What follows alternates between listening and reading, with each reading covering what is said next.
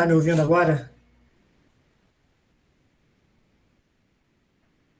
Ah, então tá. E Denilda tá pedindo para entrar.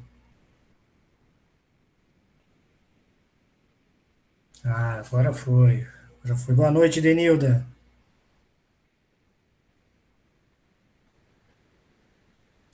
Obrigado, Lucas. Muito obrigado. Boa noite, Wesley. Boa noite, tudo bem? Tudo. Agora tá. Aleluia. Mudou o lance aqui da configuração. O que é? Não, eu não estava conseguindo, estava pedindo Não, um. é porque, tipo, eu demorei para entrar também. Ah, tá. Deu um problema no meu computador deu uma loucura aqui nele, tanto que hoje eu não estou vivendo em pé, que eu estou com uma dor gigantesca aqui no braço, não estou conseguindo me movimentar muito. É trabalho, o home office, infelizmente, que acaba com a gente. Eu sei, camarada. Eu não assisti a aula de quarta-feira, porque eu também não estava legal, eu deixei dar uma descansada e acabei apagando. É, tá sendo fogo, sendo complicado mesmo.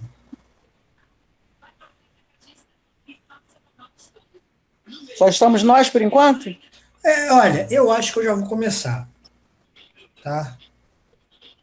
Porque falei com a galera deve estar com os problemas aí.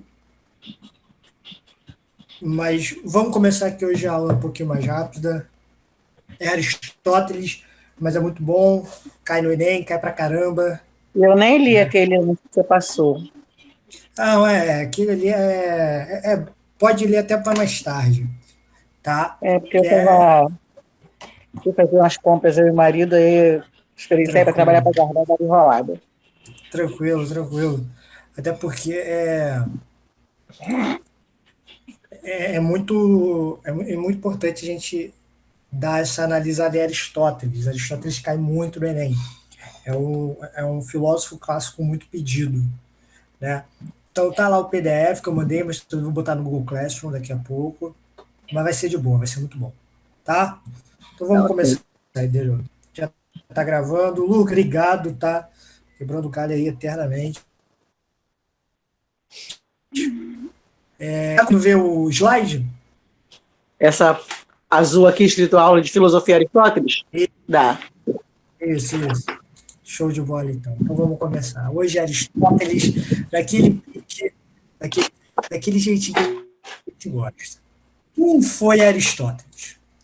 É muito maneiro a gente analisar isso. Porque a gente lembra de Platão e Denilda? Essa galera Uhum, toda? uhum. E Sim. Platão e Sócrates atenienses, né? Gregos. Isso aí a gente sabe. Certo? Uhum. Aristóteles não é Então. grego? é, Oi? Aristóteles não é grego? Oi, Denilda? Aristóteles não é Então, grego? Esse não. nome? Ah, não é grego. Não é grego. Pelo contrário. Aristóteles ele nasceu em Astagira, no reino macedônico. Denilda. É bom a gente falar isso, porque, antes de tudo, você está vendo esse mapinha ali, né? Nascido e Uhum. criado em Estagira, no reino macedônico, né? Então, Estagira, lá em cima, ele está na planície da Macedônia, que, para os gregos, os macedônicos, né, eles eram considerados bárbaros. Por quê? Ora, primeiro que eram considerados bárbaros todos aqueles que não faziam parte da cultura helenística, né? Que não faziam parte do mundo grego, principalmente ali perto ali de Esparta, Atenas, Tebas, essa galera toda, né? Então, assim, Aristóteles, ele não é grego, muito pelo contrário. Opa, Alexandre o Grande, vamos falar dele daqui a pouco. Aí, Alexandre, meu bom, bem-vindo à aula. Estamos no começo do começo. Não perdeu muita coisa, não. Então, vamos lá. Aristóteles, hein, Alexandre? Pensa aí, a filosofia Aristóteles. Então, como eu estava falando, Alexandre Padenilda, Aristóteles vai começar um pouco mais diferente, porque, lembrando do Sócrates e do Platão, eles eram atenienses, né? Nasceram nesse mundo helênico, no berço do mundo grego antigo. E Aristóteles não. Aristóteles vai nascer em Estagira, né, no reino macedônico. E isso é muito importante, como está falando para Denilda. Os macedônicos eram considerados bárbaros, né? Porque, primeiro, bárbaros vem, essa palavra bárbaro vem do balbuciar, né? Os gregos falavam que os macedônicos eles falavam ba, bé, bi, ba, ba, ba, ba, falavam que nem crianças, né? Que nem selvagens. Por isso foram colocados esse nome, bárbaros, certo? Mas aí é que tá. Isso parte muito de um pensamento helênico daquela época, certo? Porque analisando os macedônicos, né, a planície, o reino macedônico, não era tão atrasado assim nesse sentido, né? Porque eu, como historiador, não acredito em uma população mais avançada e mais atrasada, não creio nisso, mas na cabeça dos gregos, né, dos helênicos, eles eram superiores a essa galera da Macedônia. Então, entendido isso, essa parte, né, que os gregos vinham os macedônicos de forma selvagem, de forma bárbara, né, então a gente vai entrar mais um pouquinho na vida de Aristóteles. Filho de Nicômaco, ele era médico pessoal do rei da Macedônia, ou seja, o pai de Aristóteles era médico pessoal do rei macedônico naquela época, Amintas III. Isso é importante a gente também entender que Aristóteles, então, vai ter uma educação totalmente diferenciada. Ele era uma criança que, óbvio, o pai era médico, não era um nobre, mas ele estava na corte do rei da Macedônia. Então, o tratamento dele era totalmente diferente. Óbvio, ele era filho do médico, mas mesmo assim, ele frequentava locais privilegiados dessa nobreza, certo? Então, Aristóteles vai crescer na Macedônia, né, no resguardo dessa nobreza da Macedônia, e aos 18 anos, quando ele completa 18 anos, né, ele vai se dirigir para a cidade de Atenas. Para o quê? Para complementar e fomentar os seus estudos. Platão vai direto, não vai direto, ele fica em dúvida, até mostra isso, que ele vai ficar muito em dúvida de uma escola ou outra, mas ele vai direto para a academia. A academia era a escola filosófica de Platão. Já volto. Não sei se vocês lembram disso. Então, né, Idenilda, o teu som tá ligado. Você pode brigar. Desculpa, vou desligar. Nada, tá tranquilo. Mas é aquele mesmo esquema, cara. Quer falar, abre o som. Tá? Pelo amor de Deus. Eu não gosto de ficar falando sozinho, não. Então vamos lá. Então ele vai estudar na academia, né, a escola filosófica de Platão em Atenas. Ele não só estuda, mas também ele vai lecionar. Ele fica lá por cerca de 20 anos estudando inicialmente, depois vai dar aulas dentro da academia platônica. E isso é interessante pra caramba a gente analisar. Entendido isso? Deixa eu ver aqui. Entendido? Sim. Show de bola, Danilo. Show de bola, Alexandre. Então vamos lá. Um pouquinho mais dessa vida de Aristóteles. Platão não era imortal, né? E assim ele vai morrer. Vai morrer. Né? E aí fica uma coisa vaga, né? Fica um local vago ali na academia de Platão, porque quem iria comandar essa escola agora? Né? A galera não sabia, então tinham várias pessoas qualificadas. Óbvio que Aristóteles, com grande conhecimento adquirido lá, ele era o mais qualificado para assumir esse cargo de Platão. Só que, lembra que eu falei para vocês sobre a questão da Macedônia, do ser selvagem? Isso não vai ser diferente com Aristóteles lá, só porque ele tem um grande conhecimento. Por ele ser macedônico, por ele nascer, né, na Macedônia e não ser um ateniense ou um espartano, ou seja, fazer parte da cultura helênica, ele não vai ser visto com bons olhos nessa decisão, porque lá ele é um estrangeiro. ele não é um filho de Atenas, ele não pode conceber, então, esse pensamento uma escola em Atenas, logo de Platão. Então, ele não vai ser visto com bons olhos e, vamos botar uma palavra aqui, mais ou menos, vai ser quase convidado a se retirar. Porque com o ocorrido, ele fica puto, óbvio. Quem não ficaria puto com isso? Pô, meu irmão, só quero estudar aqui, só quero dar aula, estamos aqui na fé. E o parceiro vai e fica falando um monte de merda de mim. Ele sai, né? Ele sai de Atenas e vai para uma parte chamada Ásia Menor, né? Que fazia parte, era uma colônia grega. Então, ele fica lá por um tempo, lecionando também, ensinando, e depois de um tempo, ele é convidado pelo rei macedônico da época, chamado Filipe II, para ser tutor de seu filho. Né? Ensinava tudo que você possa imaginar, da política até conhecimentos matemáticos, biológicos, e assim a gente vai. E o filho de Filipe II, chamado Alexandre, aí Alexandre, que vai ser conhecido depois como Alexandre o Grande, o rei da Macedônia, imperador, né, o maior imperador do mundo antigo. E é interessante a gente analisar isso aí, Alexandre. Pô, nome pica. É muito bom a gente analisar, porque Alexandre só pode ser Alexandre através desse ensinamento de Aristóteles. É muito importante a gente analisar isso, porque Alexandre vai depois, com a morte do seu pai, né, Alexandre assume o trono, então não é muito legal o rei ter um tutor. Né? Parece que é uma visão fraca, que ele está sendo dominado por outros. Né? Então ele não precisa mais de tutoria, e fazendo que depois ele fica por um tempo entre os salões nobres como um conselheiro, né?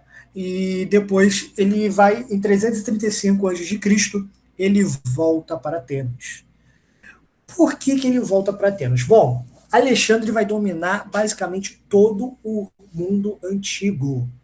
Ele vai dominar o mundo grego, ele vai dominar o mundo egípcio, ele vai dominar o mundo persa, ele vai ter. Cara, o cara com 20 anos já dominou coisa pra caraca, tá ligado?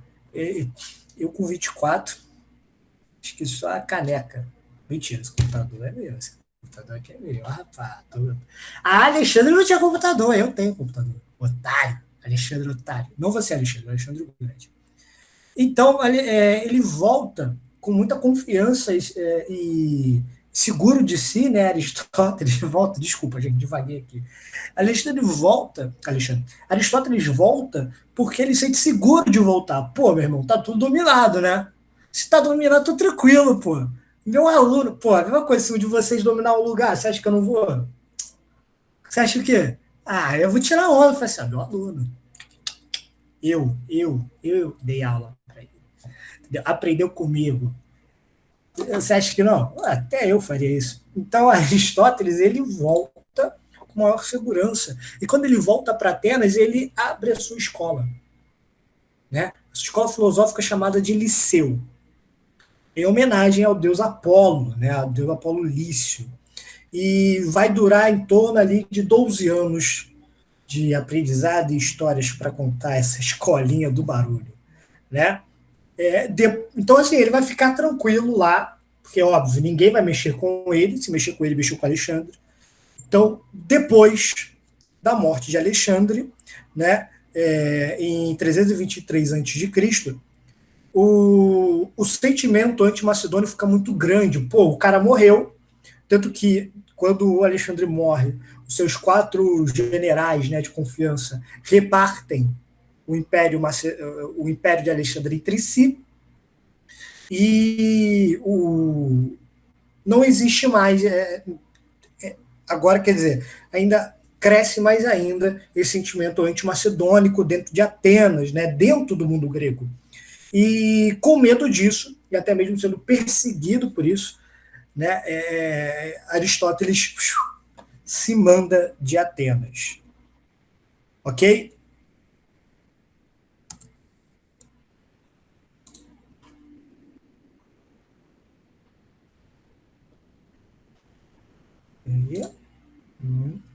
Então, ao sair de Atenas, Aristóteles vai para a cidade de Calcis, vocês estão conseguindo ver aí, ó, esse pontinho vermelho, Atenas aqui na Península Ática, e Calcis já ali nessa, meio que uma ilha, né? Uma ilhotinha de Eubeia, né? Então, ao sair de Atenas, Aristóteles vai para a cidade de Calcis e fica lá.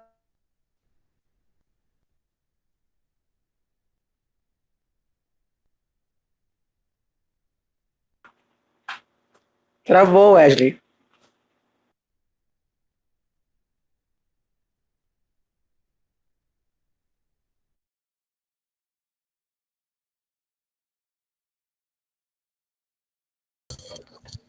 Galera, gente, voltei. Voltei. Vocês estão aí? Opa, estamos aqui. Foi mal, cara, foi mal mesmo. Não, tranquilo. Que isso.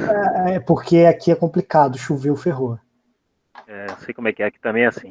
Então, e Denilda saiu? Saiu, ela saiu. Mas. Vou mandar mensagem para ela só. Isso.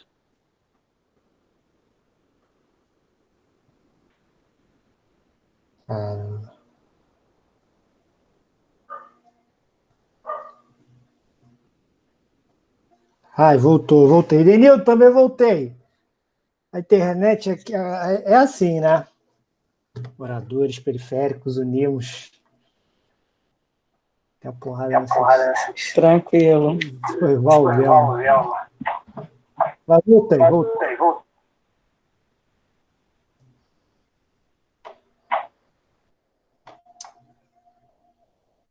Tá aparecendo para você já?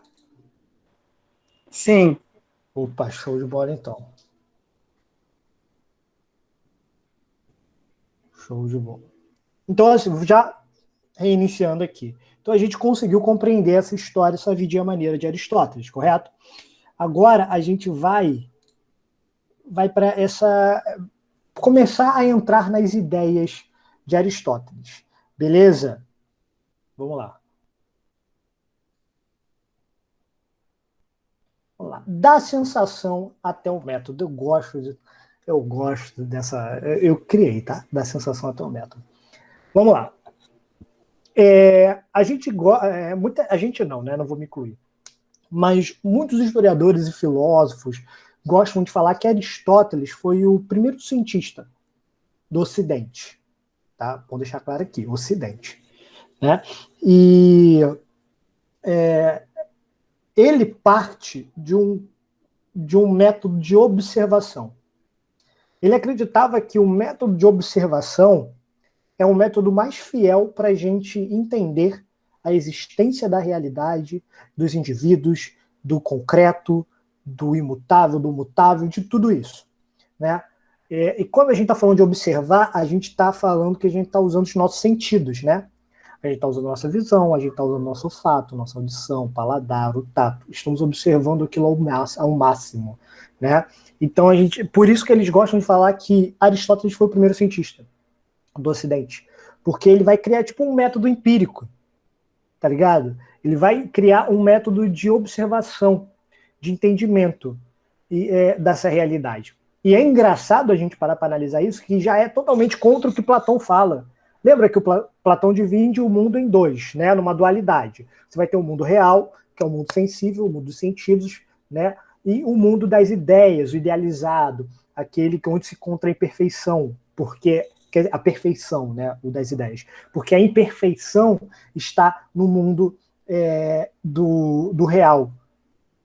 E Platão vai falar que não é bom você confiar nos seus sentidos, porque os seus sentidos podem enganar. A razão está muito mais além do que isso. A razão está mais no entendimento desse mundo das ideias.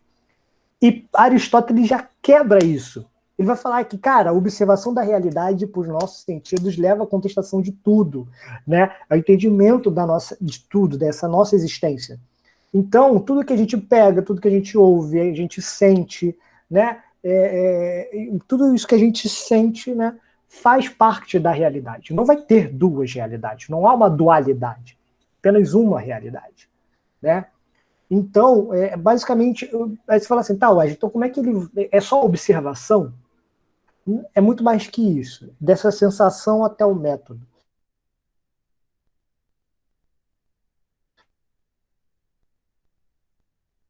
Porque, primeiro, para ele, desse método, né, esse método aristotélico, ele parte do indivíduo para depois ele ir, ele parte desse indivíduo para depois ele ir para o geral. Vamos tentar entender assim. Para ele, a gente tem que partir da compreensão do indivíduo, aquele que é o micro, né, o pequeno, para depois a gente ir para o macro, para o gigante. Por quê? O individual porque o indivíduo, né, aquela coisa única, é o objeto da ciência? Não. Dessa ciência aristotélica, desse modo aristotélico? Não. Na realidade, a finalidade desse empirismo, né, desse modo aristotélico, é você tentar entender como um todo. Mas para você entender aquilo como um todo, primeiro você tem que entender aquilo como único, né, individual. Vou dar um exemplo. Eu quero que vocês me respondam, tanto que está aqui. Conceito de escola. Respondam cada um aqui. O que é escola? Aí você pode perguntar, Wesley, mas peraí, do modo Paulo Freireano, do modo escola novismo, não importa. Eu quero saber o seu conceito de escola. Pode começar.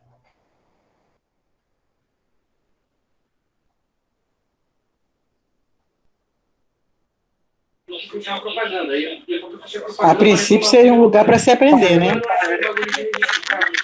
Loucura de aprendizado.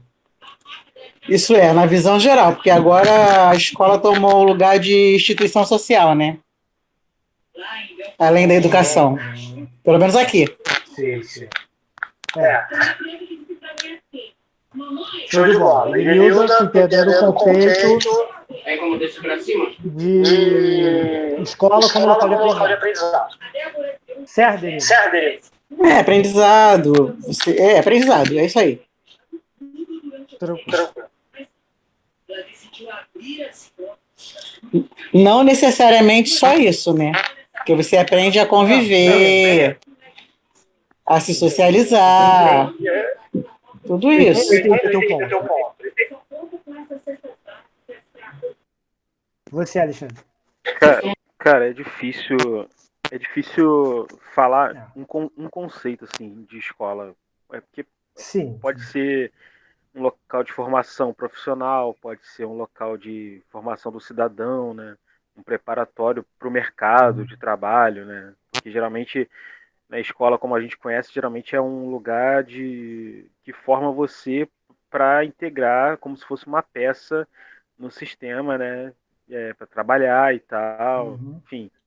E tem escolas de elite, né? Que preparam, enfim, que preparam muito mais as crianças de elite, né? Filhos da elite, para ocupar esses espaços e os mais pobres, infelizmente, têm uma educação muito mais precária, né? E ficam bem atrás. Então, quer dizer, é muito difícil criar um conceito e colocar escola é isso, entendeu? Principalmente no nosso contexto aqui, entendeu? Então, não sei. Sim.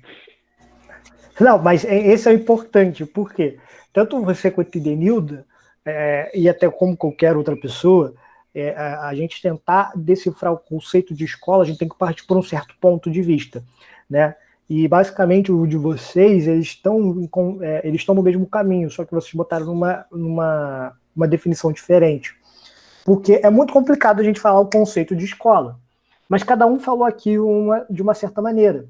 Aristóteles vai defender o seguinte: primeiro a gente vai em cada ponto, tipo assim, o que essa escola é, o que essa escola é, o que essa escola é para Alexandre, o que essa escola é para Edenilda.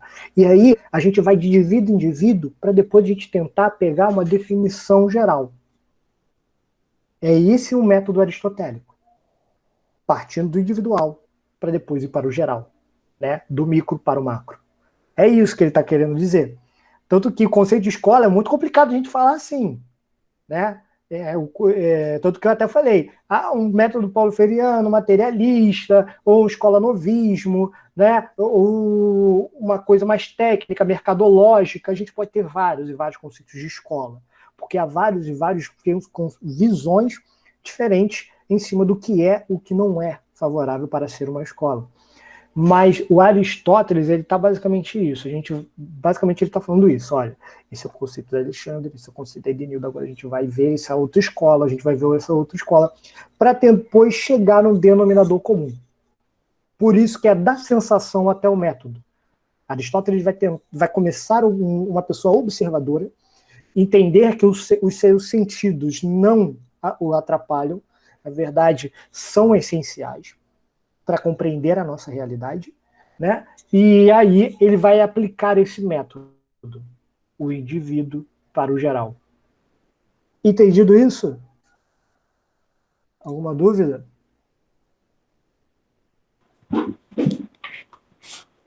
Repete, por favor, que eu fiquei enrolado aí. O quê? Diga onde?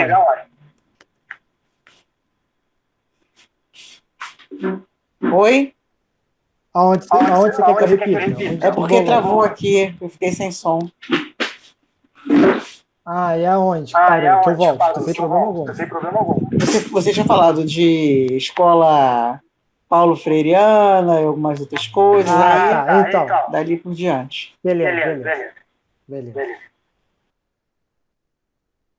Então, o que acontece, Zenilda? O conceito de escola, a gente pode ter vários. Né? A gente pode, tanto que eu falei, mercadológico, Paulo Freireano, escola novista, uma escola técnica, e assim a gente vai. A gente pode ter vários conceitos, mas para Aristóteles, a gente vai pegar cada escola, analisar individualmente cada uma delas, para depois a gente tentar usar, pegar todos esses conceitos que a gente viu e pegar um denominador comum para entender isso. Ou seja, a gente vai analisar todos os indivíduos, tudo isso que a gente vê como escola, analisamos, ok, agora a gente vai tentar buscar algo em comum que todas essas escolas têm, para a gente passar e entender aquilo como escola. Esse é o método do Aristóteles, que ele vai, por isso que é da sensação até o método, porque ele constrói desse jeito. Primeiro ele observa, ele vê que os sentimentos nada, muito pelo contrário, sem eles nós não podemos entender a realidade como ela é, e aí a gente vai passar do indivíduo, como a gente viu, né, de cada escola, para depois a gente passar para o geral. Ok, Denilda? Ok. Show de bola, vamos lá. E aí que a gente vai entrar nesse entendimento dele, né? Nesse entendimento dele da realidade. Esse foi o método aristotélico, né? O empirismo aristotélico que a gente falou. Agora a gente vai tentar entender como é que ele entende mesmo a realidade, como ele descreve essa realidade, né? Porque como a gente viu, Platão vai descrever a realidade como uma dualidade, o mundo das ideias e o mundo real. Ok? Agora, para o Aristóteles, ele vai uma coisa totalmente diferente, né? Por quê? Seguindo essa linha de raciocínio de mundo real e mundo das ideias, né? Ele vai tentar compreender o seguinte, cara, não existe dois. Na real, existe um. Para ele, o Platão pegou uma coisa e dividiu. Porque tem uma frase dele que eu até botei nesse slide. As coisas são o que são na sua própria natureza. Ou seja, isso é o que ela é, que está concebendo na natureza. Não nessa coisa de mundo das ideias, como Platão falava. Porque Platão vai falar que o que a gente vê... vamos lá. Eu até fiz essa... Deixa eu ver aqui. Esse exemplo com vocês. Esse relógio... Né? Quando a gente pensa em um relógio, a gente vai pensar num relógio perfeito, funcionando do jeito que a gente quer, do modo que a gente gosta, e assim vai. E se a gente for olhar para o mundo real, esse relógio está meio acabado, sabe? Tá todo, sabe? Aqui, ó, esqueço o nome disso. Esse aqui é uma coisa? Sei lá, essa coisa do relógio aqui. Que bota no braço, tá horrível, ele tá parado, aqui tá enferrujado, e assim vai. Então, quando a gente se depara com o mundo real, ele não é tão perfeito assim, na verdade ele é imperfeito. Então, essa percepção das coisas perfeitas só está aqui, no mundo idealizado de Platão. E Aristóteles vai falar que não, as coisas são porque o que elas são dentro da natureza. É isso. Não tem outra maneira de pensar. Então, o que Platão vai dividir em dois, Aristóteles vai colocar em uma coisa só. Né? Então, por isso que todas as coisas, o princípio de tudo, estaria inseparável. E eles são formados de duas formas. As coisas são colocadas como matéria e forma. A matéria, a Hiller, é o princípio indeterminado dos seres. E a forma, a morfe, é o princípio determinado em si próprio, mas que é determinante em relação à matéria. Wesley, não entendi porcaria nenhuma. Eu vou te explicar. Vamos lá. Vamos pensar em uma coisa. Uma coisinha básica. Né? Vamos pensar num... Porque eu não estou com nada aqui. Então vamos pensar na nossa cabeça em coisa linda. Né? Vamos pensar numa pulseira de ouro. Todo mundo pensou numa pulseira de ouro? Tranquilo? Na paz, né? Beleza. Show. A pulseira de ouro, né? Qual é a matéria da pulseira de ouro? Ouro, ó. Óbvio. Ouro. Isso. Show de bola. Qual é a forma da pulseira de ouro? Formato de uma pulseira. Correto? É basicamente isso. A matéria é aquilo que determina. Entendeu? Rapidinho, voltando aqui. A matéria é aquilo que está dentro das coisas, né? Dentro das coisas. Como exemplo, o ouro. O ouro é aquilo que ela é. Porém, a forma das coisas se dá através de qualquer forma que a gente for colocar. Tanto que se está em formato de pulseira, né? Se a gente derreter essa pulseira e transformar ela num anel, certo? Alô? Vocês estão me ouvindo? Estão me ouvindo? Sim, estamos ouvindo. Eu tô ouvindo. Não, é porque o meu travou aqui, aí eu achei que você não tivesse ouvido. Então, beleza. Então, a pulseira, a matéria é ouro e a forma é de uma pulseira. Então, aí a gente vai pegar. Se ela se transformar, né, se a gente derreter essa pulseira e colocar ela de forma de um anel, a matéria muda em si? A matéria não vai mudar, vai continuar ouro, correto? Mas e a forma? A forma vai mudar. De pulseira foi para anel. Então, essa coisa, então, Aristóteles, ele basicamente falou o seguinte, que esse mundo das ideias, o mundo real, Denilda caiu. Acho que deve ter, agora foi a internet dela que caiu. Mas beleza, eu vou mandar mensagem aqui para ela, para ver se ela vai entrar. Acho que ela...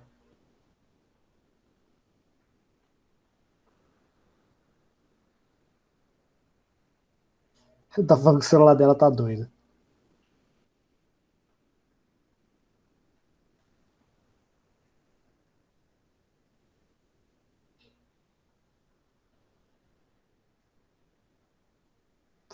Cara.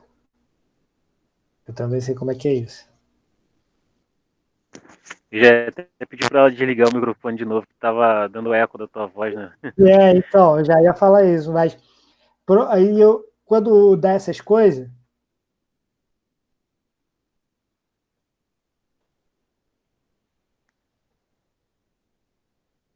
Caiu também. E quando... Falou que a gente vai... Ela falou que vai tentar reiniciar alguma coisa assim. Beleza. Mas vamos entender mais ou menos a pouquinho a matéria e forma.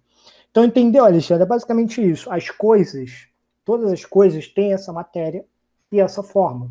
A matéria é o princípio indeterminado dos seres. Ou seja, opa, voltou. Voltou, show de bola, entendeu? Então, força, coragem, entendeu? Tamo junto. Somos os persistentes aqui. Então vamos lá. Voltando para matéria e forma. A matéria em si vai ser esse princípio indeterminado, né? Ele pode ser ouro, pode ser ferro, pode ser carne, moléculas, tudo isso. Mas ela só é determinável a partir de uma forma. Que será isso? Vai ser o princípio determinante da coisa, da matéria. Então, o importante em si que se dá, não importa, vamos dizer, se eu, voltando ao assunto, o meu antigo exemplo, se eu pego essa pulseira de ouro e aí eu vou transformar ela em um brinco, a matéria continua a mesma, continua sendo ouro, porém a forma vai mudar. Entendido isso? Por isso que se chama ilemorfismo, né? A morfe, ilha de matéria, a matéria se transformando, né? Essa é a primeira coisa que ele vai perceber, né, da matéria e forma das coisas. Agora a gente vai para outra questão, que é a potência e ato, né? Por quê? Aristóteles, lembra dos pré-socráticos, que eles vão debater como é que o mundo é criado, como as coisas surgiram, que um fala que surgiu pela água, o outro fala que vai surgir pelo fogo, pelo vento, e assim vai. Vocês lembram disso? Isso aí. Então, Aristóteles vai voltar um pouco nessa coisa. Por quê? A gente viu que as coisas, elas têm matéria e forma. Porém, ele vai dizer que, como a gente viu, a matéria em si não se transforma, mas a forma vai ocorrer. Mas por que ocorre? Bom, tudo está se baseando nesse ato e potência, né? Porque vamos imaginar aqui, vamos trazer isso de novo para a nossa imaginação. Uma semente, né? Vamos pensar numa semente. A semente em si, ela é uma semente, óbvio, pensando nessa sementinha. Só que a semente não é uma planta. Correto? Uma semente não é uma planta. Da mesma forma que esse livro aqui também não é uma planta. Mas qual é a diferença entre a semente e esse livro? Bom, é porque a semente ela tem a capacidade de virar uma planta. Esse livro não. Muito pelo contrário. Então agora que a gente vai entender essas definições, né? Ato de... Diga, Alexandre, potência. Diga. Isso, não tem a potência. Não, só estou complementando. Então beleza. Eu pensei que eu falei errado, desculpa. Tá? Mas é isso mesmo, ela tem essa potência, essa capacidade de se transformar em algo. O ato é uma manifestação atual do ser, daquela coisa, né? Ou seja, aquilo que ele já está sendo, aquilo que ele é, como a semente. E tem a potência, que são as possibilidades do ser, a capacidade dele ser algo, né? Então, da semente virar uma árvore, pensar assim, da areia virar um prato, né? É uma possibilidade. De vocês entrarem na faculdade, óbvio, é uma grande potência que vai realizar. No ato, vocês estão estudando, porém, na potência, vocês têm a grande capacidade de passar nessa prova, né? Então, partindo dessa concepção, todos os seres e coisas têm atos e potência, né? Ou seja, são algo e podem vir a ser algo distinto daquilo que eles são agora, né? Então, é importante. Pô, Wesley, então por que ele volta isso com os pré-socráticos? Bom, porque os pré-socráticos, eles debatiam muito essa questão de movimentação, do que é, como pode ser, né? E por que ele se tornou, essa coisa se tornou algo diferente do que ela é. Ele volta um pouco com isso. Então ele consegue pensar de um modo diferente do Platão, na questão do mundo, das ideias e da realidade, ele vai entender que não, as coisas estão presentes nessa realidade, só tem uma realidade, mas elas têm matéria e forma, né? E ele vai voltar um pouco também antes com os pré-socráticos e vou falar o seguinte, que é possível a gente explicar através dessa nossa realidade. Eles são ato e são potência, né? Eles são algo, mas vão se tornar a ser algo, né? A ser outra coisa. Entendido? É bonita. Eu gosto dessa questão de potência. Ato e potência. É legal. Então, agora, tudo isso que a gente falou, tudo dá certo, né? De ato e potência. Perceberam que eu falei da semente virar a planta, da areia virar um prato, de vocês, mas esse aí não vai dar nada errado, tenho certeza que vai dar certo, tá ligado? Então, aleluia, né, irmãos?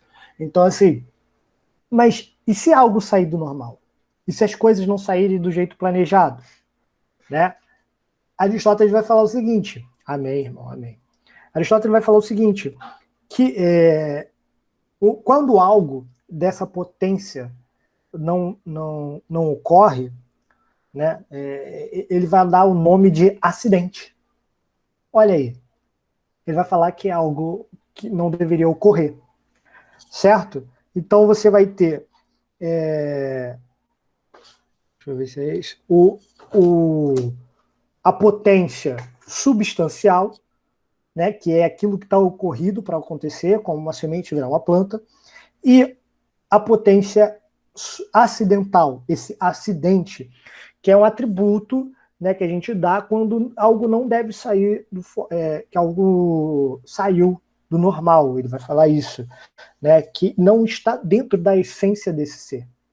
Não está na essência. Por exemplo, como eu falei, da mesma forma que uma semente não germina e vira uma planta, da mesma forma ela pode não acontecer, certo? Não germinar.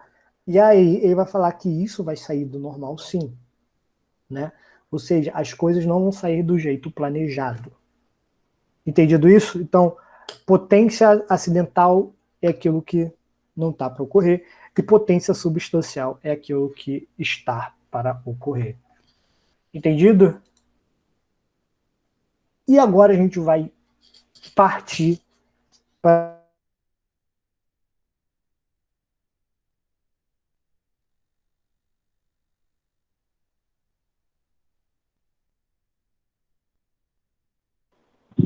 Travou de novo ou foi só o meu?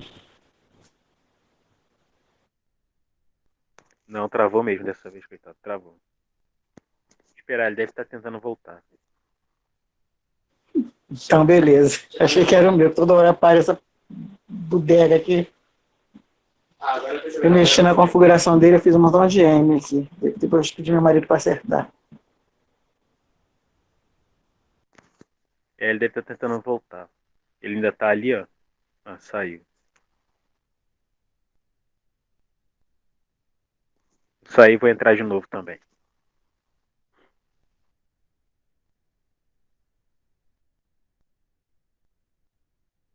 caralho, voltei.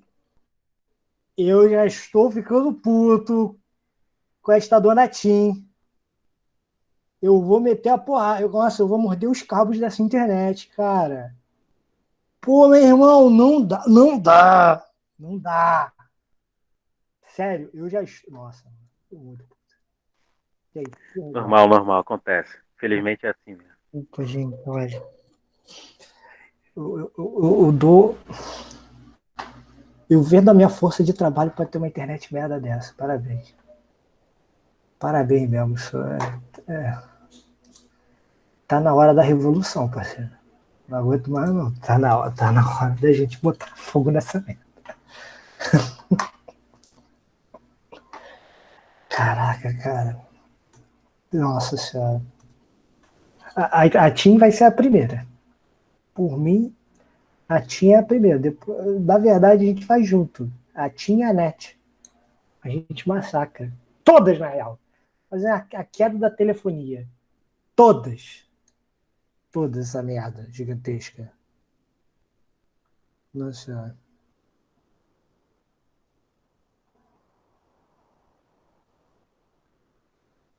Vamos lá. Perdão novamente, gente. Vamos pro Piatonas. Né? A gente vai botar a ditadura do proletariado para acontecer. Então vamos lá, voltando. A causa dos seres, a causa da minha raiva é a ti. Mas a causa dos seres. Toma uma cerveja daqui a pouco que passa. Ai, beleza. Então, mas eu tenho que dar aula daqui a pouco. Eu já tô caminhando no gelo já. Tá mais que certo.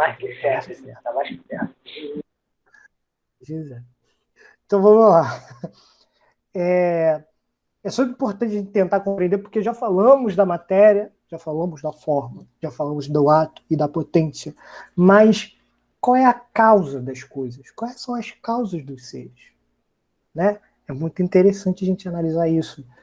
Deixa eu ver se está indo o PowerPoint. O PowerPoint não está indo. Claro, não está indo.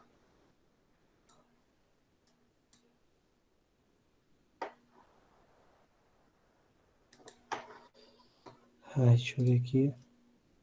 Ótimo, meu PowerPoint parou agora. Tá uma delícia, hein? Caraca, hoje é o dia.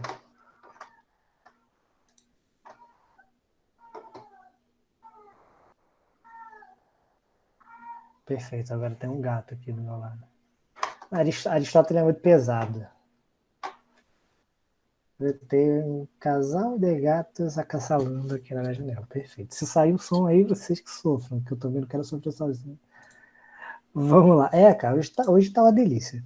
Aí, voltou a funcionar. Então, qual seria a finalidade das coisas? Era uma pergunta que estava sendo muito feita em Atenas. Tanto que muitos assuntos vão voltar. Você viu que Aristóteles voltou a falar dos pré-socráticos. Era uma coisa que, mais ou menos, tinha sido deixada de lado. Né? Mais ou menos, tá? Mas Aristóteles vai querer voltar a tratar disso, porque Aristóteles, como ele está baseando as coisas na realidade, não como Platão, ou até mesmo numa tentativa de busca da verdade e do conhecimento do Sócrates, Aristóteles vai voltar um pouco para entender isso. Então, a dúvida principal era essa pergunta, né? Qual seria a funcionalidade das coisas? Qual seria a missão delas? Né? Por que elas são criadas? Ele falou que vão ter 4 causas para os seres existirem. Você vai ter a primeira, a causa material. Do que é feito? Então, eu botei o exemplo de uma casa. No exemplo da casa, de tijolos. Né? A causa eficiente, ou seja, o que fez a coisa? Um construtor ou construtores. A causa formal. O que dá a forma, né, para essa coisa? A forma de uma casa é de uma própria casa, né? 4 paredes, bota... Caraca, eu trabalhei de servente, eu esqueço o nome da porra que eu sempre fazia.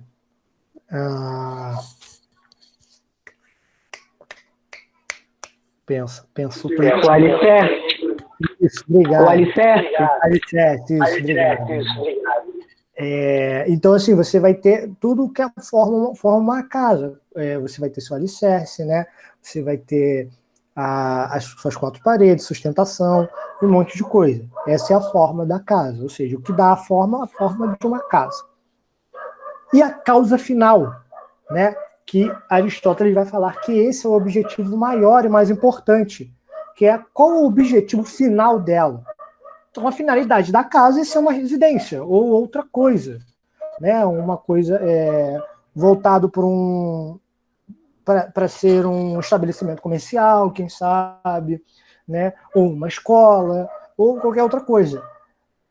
Essas são as 4 causas dos seres. A primeira, material, a segunda, eficiente, a terceira, formal, e a última é a final, que é a mais importante. Tanto que tem uma frase, essa que vocês estão vendo, do Aristóteles, que é muito famosa e muito maneira, porque ele vai falar o seguinte: se a espada tivesse alma, né, ou seja, se a espada tivesse uma alma, ela seria cortar. Olha que foda, a gente está conseguindo compreender essa causa do ser para ele. Por isso que a causa final é tão importante, porque ela vai dar o objetivo daquilo. Né? Estão entendido as causas dos seres? Essa finalidade do ser?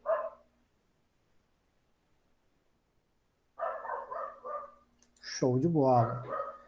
Então, assim, é muito maneiro, porque tudo isso que a gente falou, por enquanto, é um entendimento de uma filosofia da realidade, bem pé no chão. Né? Diferente, como eu falei, de Sócrates e de Platão. Muito diferente disso tudo. Então, tudo isso que a gente falou é o concebimento desse empirismo aristotélico, desse fascínio pela realidade, pelo ser, né? Por aquilo que é material e notável aos nossos sentidos. E uma coisa, aí você vai falar assim, pô, mas ele só assim? Não. Aristóteles vai falar também sobre uma coisa que estava ocorrendo. Por quê? Como eu falei para vocês, Alexandre o Grande dominou o mundo grego, correto? Então, as polis, né, as cidades, estados como Atenas e tal, não tinha... eles não estavam mais decidindo o futuro da cidade deles. Óbvio, porque quem mandava era o Alexandre, né, o Império Macedônico. Então, eles não se reuniam mais com tanta frequência para debater sobre futuros de guerra, da política interna da cidade e coisas assim. Então, o debate sobre o meio público vai diminuir e vai aumentar o debate do meio privado, ou seja, das emoções, dos prazeres, da felicidade, da tristeza. É aí que vai mudar muita coisa. Né? Aí que vai mudar dessas coisinhas. Entendido isso? Por isso que a gente vai falar agora sobre ética. Aristóteles vai falar que a política é muito importante. Platão, ele vai dar uma cagada para a política, na verdade não tão uma cagada, mas ele vai se posicionar como a política ela é feita de forma errada. Porque como ele viu Sócrates sendo morto, né, por falar em política, por exercer e ser tão fascinado pela política, ele vai dar uma cagada e vai falar que os políticos, os verdadeiros políticos, os verdadeiros governadores deveriam ser filósofos. Né? Então, o Aristóteles vai ter um outro pensamento, ele vai entender que para você viver bem, para você viver de um modo correto, você precisava ter ética. E agora a gente vai entender o que é essa ética para Aristóteles. Ih, caraca, fiz demais. O que seria a ética? Bom, para Aristóteles, ética é ação guiada pela razão e é um princípio fundamental da existência, o bem agir. Né? E ele vai falar também o seguinte, onde a ética ela trabalha, né? Onde a gente pode falar o seguinte, olha, aqui eu vou usar da minha ética. Aristóteles vai falar que a ética só é usada dentro daquilo, quer dizer, ela só pode ser usada fora do mundo da natureza. Você fala, como assim? Te dar um exemplo. Nós não conseguimos fazer uma chuva parar. Nós não conseguimos também fazer uma chuva acontecer do nada. Né? A gente não consegue parar a primavera, a gente não consegue começar o verão quando a gente quiser. Ou seja, a ética ela só funciona e só pode ser aplicada dentro do campo onde o homem pode intervir. Então, nesses fenômenos da natureza, ou seja, na própria natureza em si, quando ele fala natureza, a gente tem que entender como chuvas, alagamentos, estações do ano. A gente pode entender isso, porque se a gente for parar para analisar, nós humanos, nós vivemos na natureza e também a gente consegue transformar a natureza e se adaptar naquilo que a gente quer. Né? Então, assim, para ele, isso que é a natureza. Então, o campo da ética só é o campo onde o homem pode trabalhar com essa política, com essa ética. E, para o Aristóteles, né, a finalidade da vida humana é a felicidade, é o bem, né? E aí você fala assim, beleza, então como é que eu consigo essa felicidade? Se a finalidade da nossa vida é ser feliz, eu tenho que correr atrás dela, certo? E aí, Aristóteles vai falar que a virtude para conseguir isso tudo é você ser ético, mas ter um justo meio disso tudo. Ou seja, para você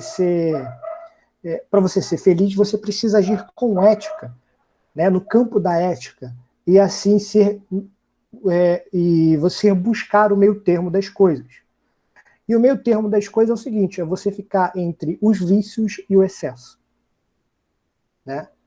Entre os vícios, os excessos e por falta, né, desses dois. Vou tentar explicar. Para Aristóteles, para você ser ético e feliz, você tem que buscar um meio, ou seja, o equilíbrio entre ser corajoso e ser covarde. Você não pode ser muito corajoso ao extremo e também nem ser muito covarde. Você tem que estar no meio daquilo. Então, para você ser feliz, você precisa ser assim. Então, eu até botei aqui. A virtude da coragem é o meio termo entre a covardia e a valentia insana. A perseverança é o meio termo entre a fraqueza de vontade e a vontade obsessiva. Então, basicamente, o meio termo está entre a precipitação e a negligência. Né? Você não ser muito e também nem ser pouco. Você tem que se encontrar no meio. E só assim você vai ser feliz.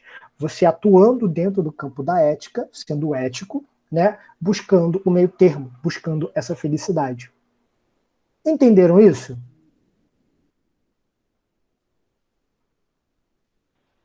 Entendi, mas isso aí hoje em dia é piada, né? Porque é tipo assim, tu tá em cima do muro, porque não tem como. Porque você vai agir, não que você não vai ser ético, mas você às vezes não depende só de você. Não adianta você ser ético e ter um filho do seu lado querendo acabar contigo, puxando seu tapete. Entendeu? Isso a gente vê diariamente. Sim, então isso aí podia valer naquele período, porque hoje em dia, não mesmo. É interessante a gente analisar para pensar também com a cabeça do homem da antiguidade, né? O Alexandre botou assim, então o Aristóteles vivesse no Brasil hoje, ele seria o famoso isentão. Então, parte do seu concebimento, tá ligado? Por quê? Vou dar um exemplo. Você vê uma mulher, né, vamos botar aqui, porque infelizmente isso ocorre mais com mulheres, né, a gente sabe muito bem disso, uma mulher sendo abusada dentro do transporte público. Qual seria a sua ação ali? Você pode fazer alguma coisa, né? Você pode fazer algo. Então, o que você iria fazer? Na cabeça do Aristóteles, se você tem a capacidade de fazer isso, então você é corajoso. Você tem a capacidade de intervir, fazer algo, você é corajoso. Né? Isso é no campo da ética do Aristóteles, até porque a gente está pensando com a cabeça de hoje. Agora, tipo, Aristóteles o quê? Esquerda ou direita, né? Qual que ele escolheria? Aí eu já não sei, porque dentro do campo da ética ele vai trabalhar muito mais com emoções, sentimentos, do que uma questão política, né? Mas a gente pode levar isso para o meio político, sim, sabe? Caraca, aí você... Coitado da Aristóteles. Coitado da Aristóteles. Mas é interessante a gente analisar também pelo esse meio político. Se ele está falando que a gente deve buscar o meio termo, e hoje o meio termo seria uma pessoa isentona, né, uma pessoa em cima do muro, a gente tem que começar a analisar. Porque começar a tentar compreender essa ética que ele está falando. Porque na cabeça dele, vamos dizer, a Tabata Amaral. Vamos lá, a Tabata Amaral. Ela ficou em cima, né? Não ficou em cima não, né? Na verdade, ela cagou para algumas votações, certo? Principalmente da aposentadoria, né? Na nossa cabeça, no nosso entendimento ético, ela foi com todo o respeito, né, a pessoa, mas ela foi uma filha da puta, né? Por quê? Porque ela votou contra. Então, se a gente for pensar no nosso pensamento ético, faltou coragem para ela. Ela não foi corajosa. Faltou coragem. E ela não teve prudência, certo? Ela não teve prudência e também nem teve coragem. Porque na cabeça de Aristóteles, você ser corajoso é você estar no meio termo, no meio daquilo, né? Então, ela foi covarde, ela foi contra os preceitos das pessoas que votaram nela, sabe? Então, a gente parando para analisar, faltou, tá até aqui, né? Ela foi covarde. E também ela nem foi numa valentia insana, pensando dessa maneira, né?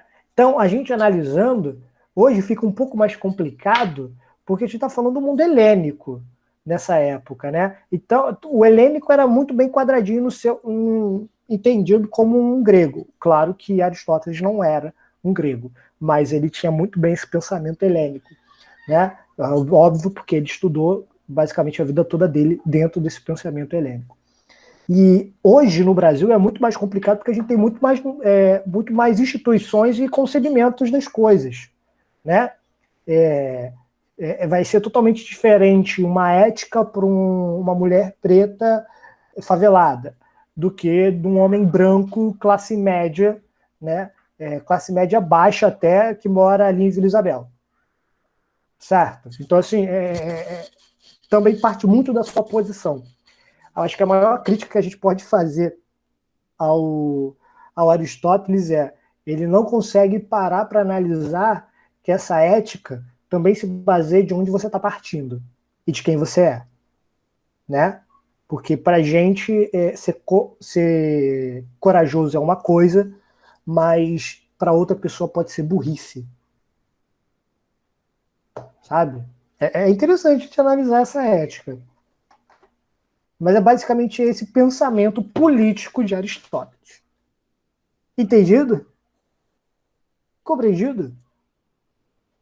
Terminou a aula de hoje, gente. Sim.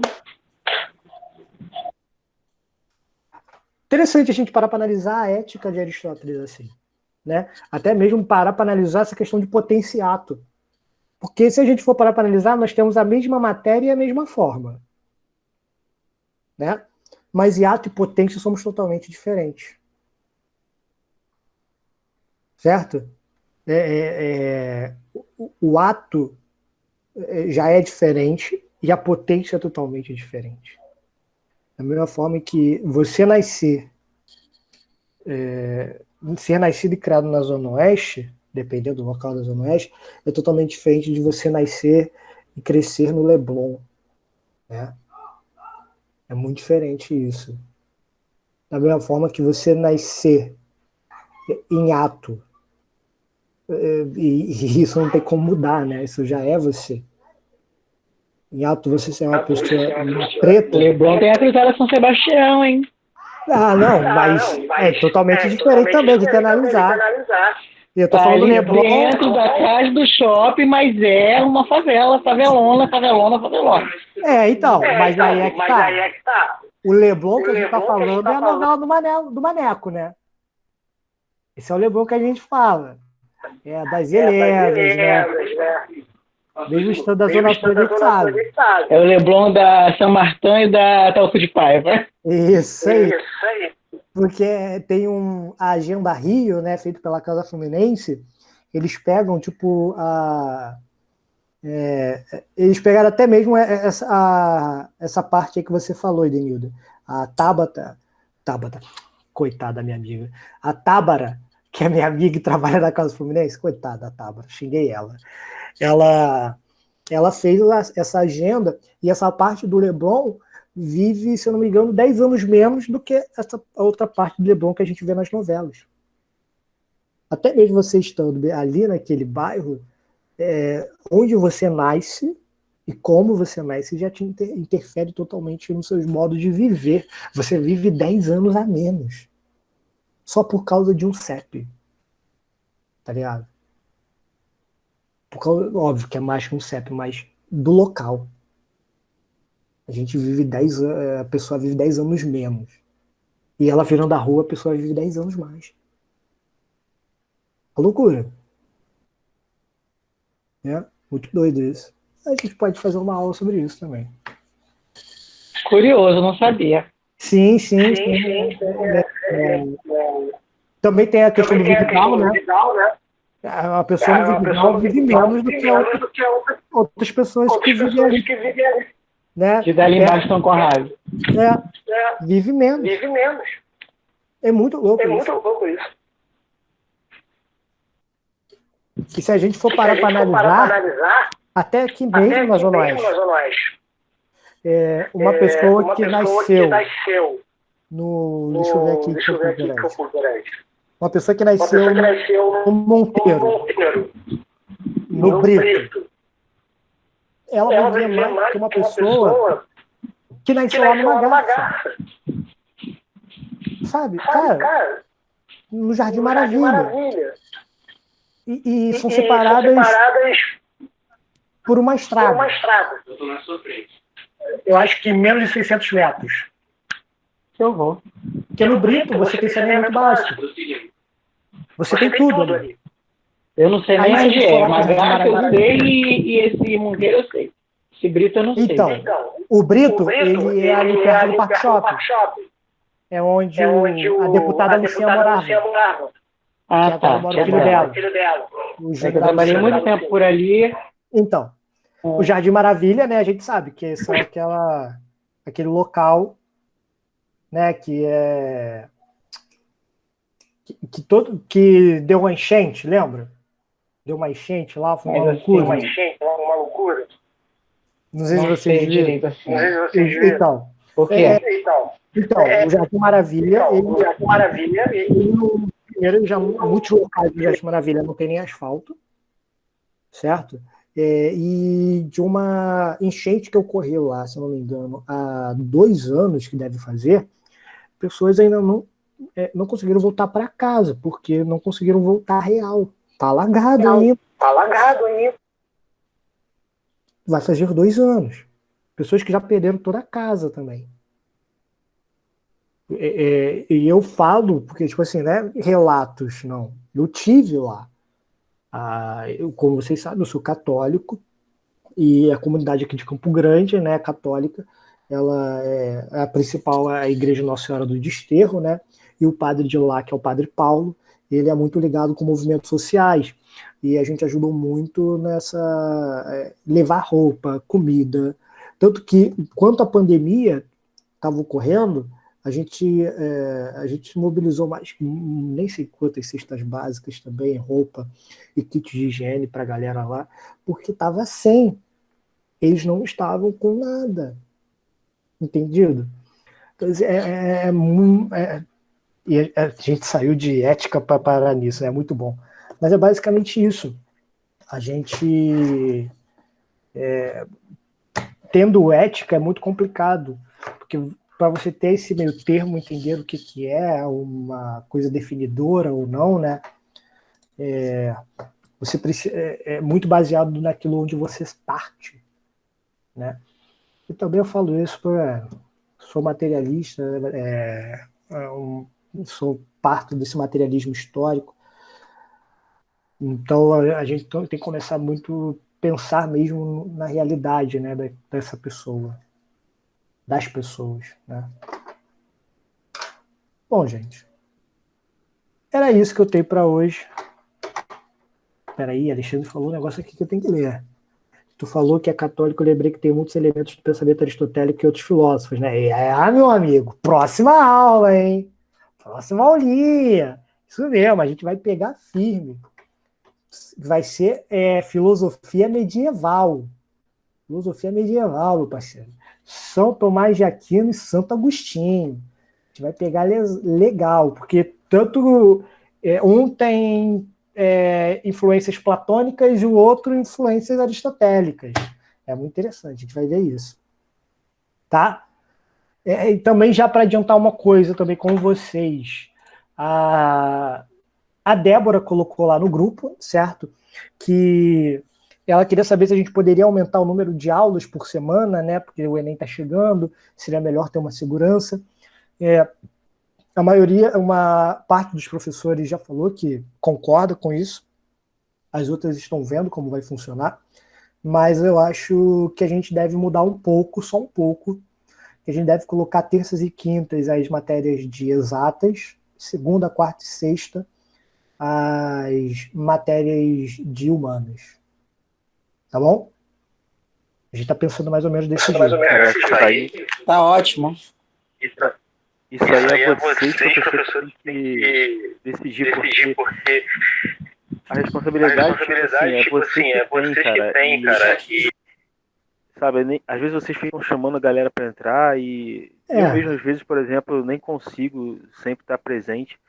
E muita gente, por exemplo, agora, só tem eu e a Edenilda aqui. Então, às vezes, o professor prepara uma aula, né, se esforça, faz todo aquele trabalho para ter uma ou duas pessoas na sala, entendeu? Então, tipo, eu acho que vocês têm que ver a disponibilidade de vocês, cara, que eu acho que vocês já estão fazendo muito até, entendeu?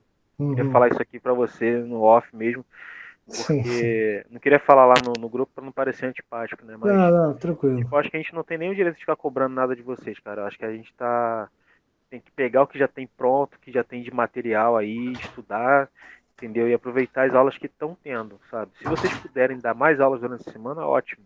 Se não puderem, sabe? Eu sei que vocês têm a vida de vocês também. Então, paciência, mano, sabe? Enfim, o pessoal tem que trabalhar com o que tem. A gente está numa realidade totalmente diferente para todo mundo, né? Vocês não estão melhores do que a gente, né? Complicado isso. Cara, eu não tô chorando não, estou cansado. Faço minhas suas palavras, Alexandre.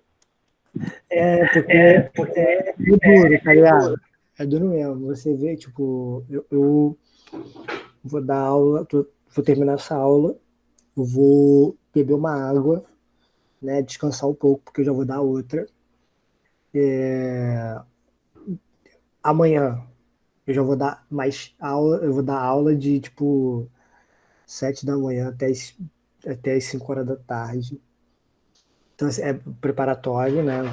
A maioria tá voltando, e aí vai ser uma loucura. Eu também vou voltar a trabalhar, porque preparatório está liberado, né? Cursos livres estão liberados para voltar presencialmente. Então, eu tenho que voltar a trabalhar, preciso ganhar dinheiro. Então, assim, é um pouco complicado. A gente está tentando ver de tipo colocar algumas aulinhas, né?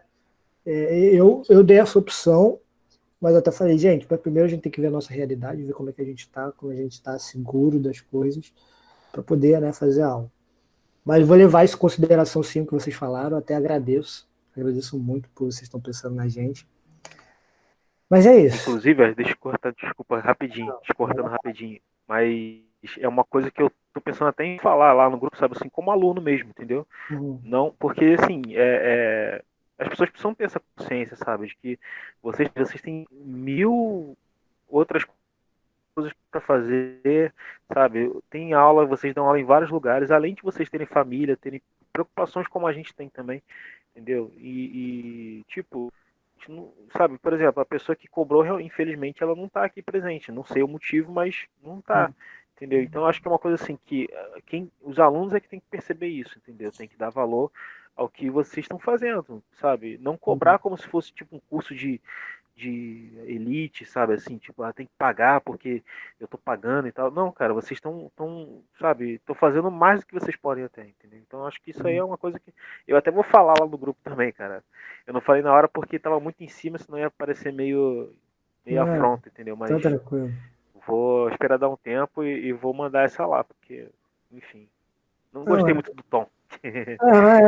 Tranquilo, tranquilo. A gente vai vendo, tá? Mas mesmo, obrigado. Muito obrigado mesmo, vocês estão aí junto com a gente. Denilda, obrigado também que você falou ali agora na mensagem. Tá? É muito bom mesmo escutar essas coisas, tá? Eita, até saiu. Fiquei emocionado. Mas muito obrigado, tá, Alexandre? Se Denildo voltar aí, eu vou dar um obrigado. Opa, Denildo voltou. Obrigado, Denildo. Tô só agradecendo, tá? Mas a gente vai ver isso, tá? Mas, tipo, tendo algumas isolões, sabe?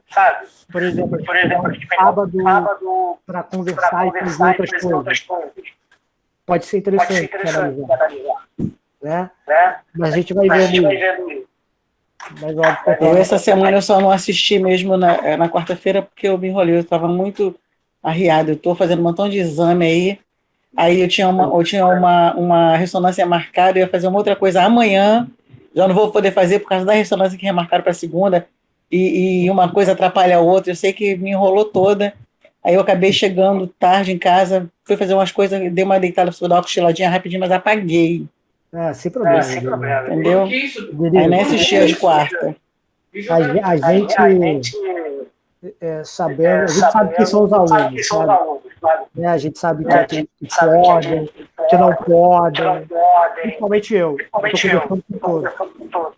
Eu sei quem é e quem não é. Né? Mas eu quero agradecer mesmo, fica tranquilo. Tá bom, gente? Ó, você já tá com. Você que é religioso, porque eu sou católica meia boca, que tem uma igreja na porta da minha casa e eu só entrei 2 vezes. E entrei porque fui chamado, minha irmã não pode ver uma igreja aberta que ela quer entrar. Ela queria conhecer, tô falando sério. Você já tá com o seu solar de frente do Jardim do Éden, coladinho com Jesus. Ai, coitado de Jesus. Não é nem uma casinha, não. Você tá com solar, com piscina e tudo. Olha aí, Jesus que me aguente. Que vai lá, porra toda. Gente, boa noite então, tá bom? Boa noite. Bom fim de semana. Beijo pra vocês. Fiquem com Deus aí. Bom fim de semana. Beijo. Tô saindo. Tchau, beijo.